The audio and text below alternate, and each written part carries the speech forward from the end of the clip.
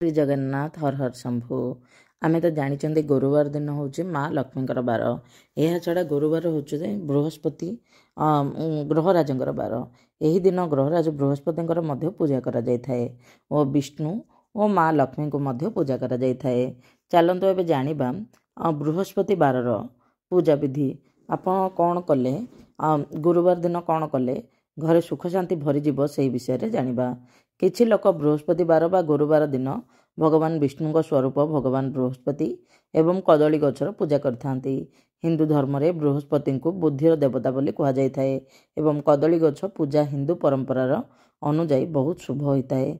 यह सहित धन विद्या पुत्र माने संतान एवं मनवांछित फल प्राप्ति पाई गुरुवार व्रत एवं पूजा करा जाए।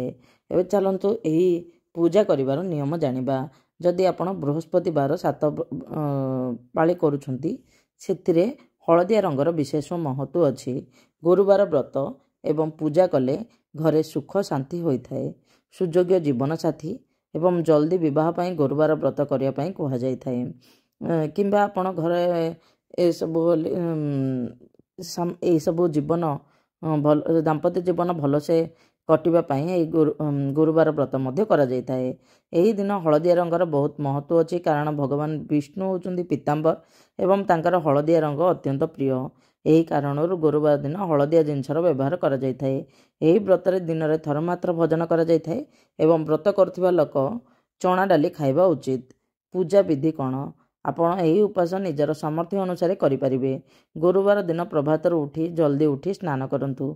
एहा परे बृहस्पति यंत्रर स्थापना करी पूजा करंतु। पूजारे हलदिया वस्तु जेपरि हलदिया फूल चना डाली हलदिया मिठा हलदिया चाउल एवं हलदी आदिर व्यवहार करंतु। एहा सहित जलरे हलदी मिसाई कदली गछ मूल अर्पण करी चना डाली सहित पूजा करंतु। एहा परे दीप लगाई कदली गछर आळती करंतु। पूजा परे बृहस्पति देवतांकर कथा शुणंतु किंबा पढ़ंतु कारण यह न कले पूजा संपूर्ण होई न थाए। यह होई न थाए सेइथिपाई बृहस्पति देवतांकर कथा शुणिबा दरकार। यही कथा एपरि अछि गोटे साधव थिला तार बहुत धन संपत्ति थिला। तार सी सब किछि दान धर्म एथरे करथिला। सी बाहर जाइकी वाणिज्य व्यापार करथिला। तांका स्त्री किंतु बहुत कृपण थिले। सी किछि भी दान धर्म करू नथिले। सी समस्त को दान धर्म करिले मध्य ता स्वामी ताको बहुत खराब लागुथिला।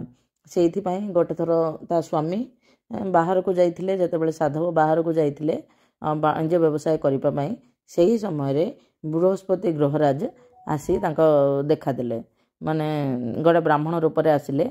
सी कहले कौन मागुच मागे ए सबु।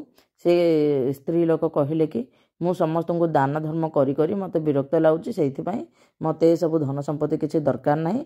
ए सबु संपत्ति नै जाओ।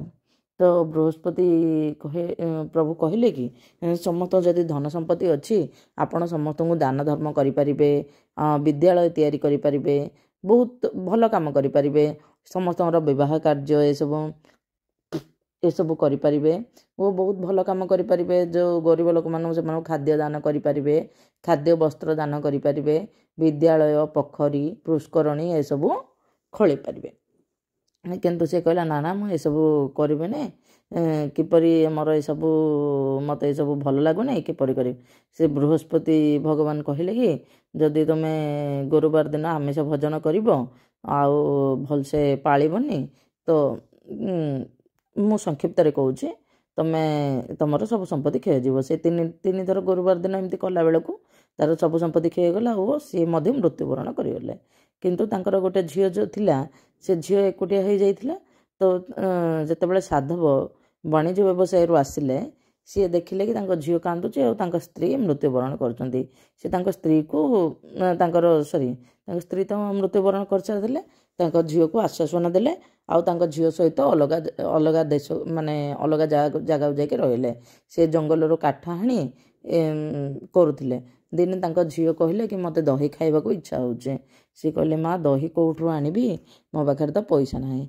तेथिपाई से कहले कि चल मु जा देखुची। से जंगल रो काठ आनिबा गले। काठ हाणी बसिला बेलू बृहस्पति भगवान पुणी थे देखा देले। ये काठुरिया माने जो साधव से जानी पारिले। बृहस्पति भगवान कहले कौन पाई तुम एठी बसुच କ'ଣ ହେଲା ଭଗବାନ ଆପଣ ତ ସବୁ ଜାଣିଛନ୍ତି କ'ଣ କହିବେ।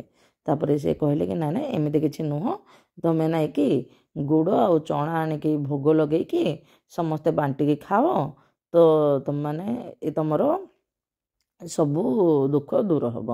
ସେ କହିଲେ ମୋ ପାଖରେ ତ କିଛି ପଇସା ନାହିଁ, ମୋ ଝିଅ ପାଇଁ ଦହି ବି ଆଣିପାରୁନି, ମୁଁ କ'ଣ ଗୁଡ଼ ଚଣା ଆଣିବି। ତାପରେ ସେ କହିଲେ ହଉ ଠିକ୍ ଅଛି, ତୁମେ ଏଇ ଯେଉଁ କାଠ ଗୁଡ଼ାକ ତୁମେ ନେଇକି ସହରରେ ବିକ୍ରି କର, ଯାହା ଅଛି ତା'ର 4 ଗୁଣ ଅଧିକ ରେଟ୍ରେ ବିକ୍ରି ହେବ, ତ ତୁମେ ସେ ପଇସାରେ କରିବ। ସେ ସେଇ କଥା ମାନିକି ଗଲା ସହରକୁ ଗଲା। ତାପରେ ତା'ର ପଇସା ଅଧିକ ହେବାରୁ ମାନେ ବିକ୍ରି ଅଧିକ ପଇସାରେ ହେବାରୁ ସେଥିରେ ଚଣା ଗୁଡ଼ ଆଣିଲା ଓ ଦହି ଆଣିଲା ଝିଅ ପାଇଁ। ତ ସେଇଠି ପୂଜା କରି ସମସ୍ତଙ୍କୁ ବାଣ୍ଟିଲା। ତ ଆମେ ବୃହସ୍ପତି ଭଗବାନଙ୍କର ଭୋଗ ସମସ୍ତଙ୍କୁ ବାଣ୍ଟି ପାରିବା ହେଲା। ଲକ୍ଷ୍ମୀଙ୍କ ଭୋଗ ପରି ସେମିତି ନୁହଁ, ଲକ୍ଷ୍ମୀଙ୍କ ଭୋଗ କେବଳ ଘର ଲୋକ ଖାଇପାରିବେ, ବୃହସ୍ପତି ଭଗବାନଙ୍କର ଭୋଗ ଆମେ ବାଣ୍ଟି ପାରିବା।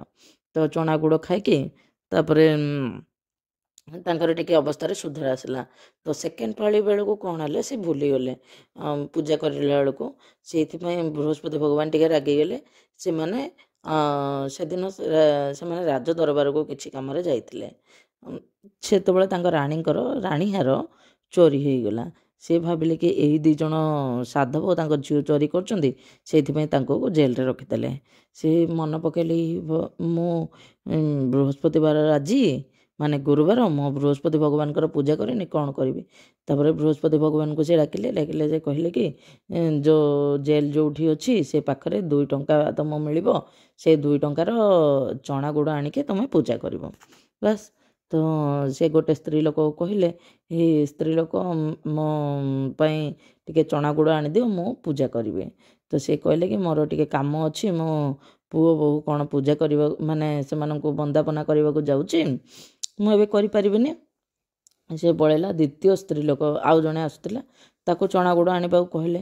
ସେ ଚଣା ଗୁଡ଼ କହିଲେ କି ନା ନା ମୋ ପୁଅ ମୃତ୍ୟୁବରଣ କରୁଛି, ତା ପାଇଁ ମୁଁ ଏଇଟା କରିବାକୁ ଯାଉଛି, ତଥାପି ମୁଁ ବୃହସ୍ପତି ଭଗବାନଙ୍କ ପାଇଁ ନିଶ୍ଚିତ ଭାବରେ କରିବି, କାରଣ ମୁଁ ବି ପୂଜାରେ ସାମିଲ ହେବାକୁ ଚାହୁଁଛି।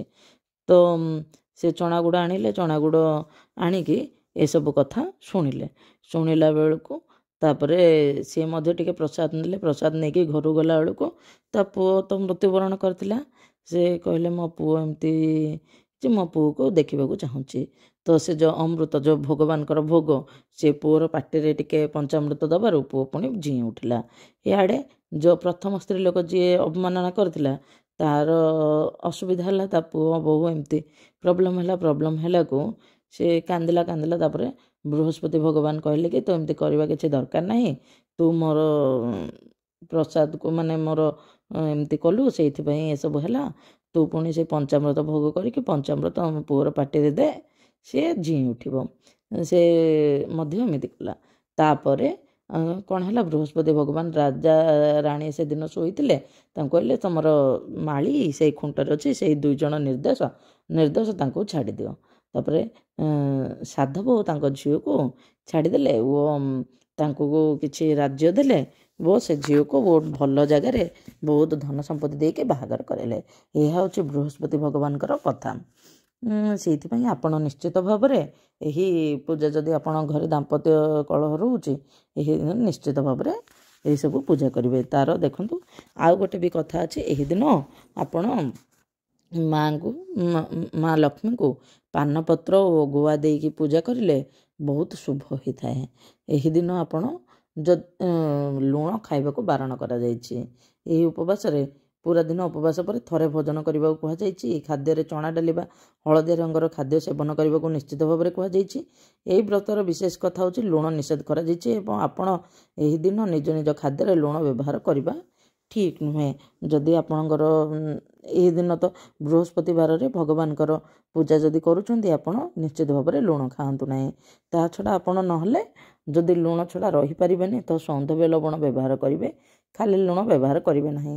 କିନ୍ତୁ ପୂଜା ବହିରେ ଲେଖାଯାଇଛି ଲୁଣ ସେବନ କରିବା ନିଷେଧ। ଏହା ଆପଣ ଯଦି ପୂଜା କରୁଛନ୍ତି ଏସବୁ ନିଶ୍ଚିତ ଭାବରେ ମାନିବେ। ଗୁରୁବାର ଦିନ କ'ଣ ମନ୍ତ୍ର ଜପ କରିବେ? ଗୁରୁବାର ଦିନ ଧନ ଓ ସମୃଦ୍ଧି ପାଇଁ ଶୁଭ ମନାଯାଏ। ଗୁରୁବାର ଦିନ ଲକ୍ଷ୍ମୀନାରାୟଣଙ୍କୁ ଏକା ସାଙ୍ଗରେ ପୂଜା କରିବା ଦ୍ୱାରା ଜୀବନରେ ଖୁସି ମିଳିବା ସହିତ ଦାମ୍ପତ୍ୟ ଜୀବନରେ ମଧ୍ୟ ଖୁସି ମିଳିଥାଏ ଓ ଧନ ସମ୍ପତ୍ତି ମିଳିଥାଏ। ଏହି ଦିନ ବିଷ୍ଣୁଙ୍କୁ ପୂଜା କରିବା ଦ୍ୱାରା ଘରୋଇ ସମସ୍ୟା ଓ ମାନସିକ ଚିନ୍ତାରୁ ମୁକ୍ତି ମିଳେ। ଧାର୍ମିକ ଦୃଷ୍ଟିକୋଣରୁ ଗୁରୁବାରକୁ ବହୁତ ମହତ୍ତ୍ୱ ଦିଆଯାଇଛି।